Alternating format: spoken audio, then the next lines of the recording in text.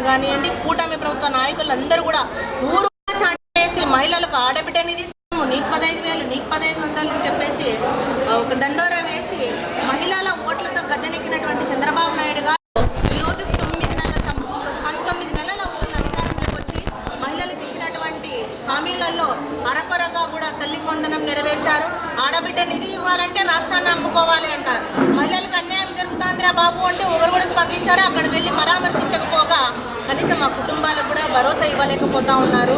ఏమైపోతుంది సమాజంలో మహిళలకు రక్షణ లేదు. ఈ రాష్ట్రంలో ఉన్నటువంటి మహిళలకు వయసుతో సంబంధం లేకుండా 3 సంవత్సరాల బిడ్డ దగ్గర నుంచి 60 సంవత్సరాలు 80 సంవత్సరాల మహిళల వరకు అఘాయిత్యాలు, అత్యాచారాలు, దాడులు, దౌర్జన్యాలు కూడా జరుగుతూ ఉన్నాయి.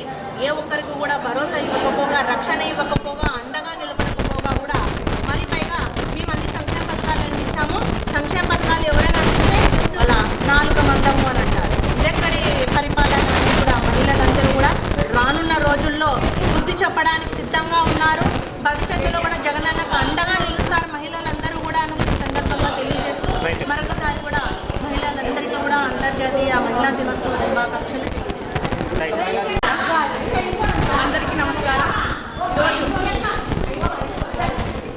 జిల్లా అధ్యక్షులు అనంత వెంకట్రామరెడ్డి గారి ఆధ్వర్యంలో అనంతపురంలో ఈరోజు మహిళా దినోత్సవం జరుపుకోవడం ఎంతో సంతోషకరంగా ఉంది. ముఖ్యంగా మహిళలందరికీ అంతర్రాష్ట్రీయ మహిళా దినోత్సవం శుభాకాంక్షలు తెలియజేస్తూ తల్లి భార్యని ప్రేమించు, చెల్లిని దీవించు, ముఖ్యంగా మహిళలను గౌరవించు అనే నినాదంతో వైఎస్ జగన్మోహన్ రెడ్డి గారు పరిపాలన జరిగితే ఈరోజు అంతకంతకు దిగజారిపోయి ఈరోజు మహిళల్ని కించపరుస్తూ హత్యలు, అఘాయిత్యాలు పాల్గొంటూ ఈరోజు మహిళను అగౌరవపరుస్తూ ఈరోజు మానవ ప్రాణాలకి రక్షణ లేక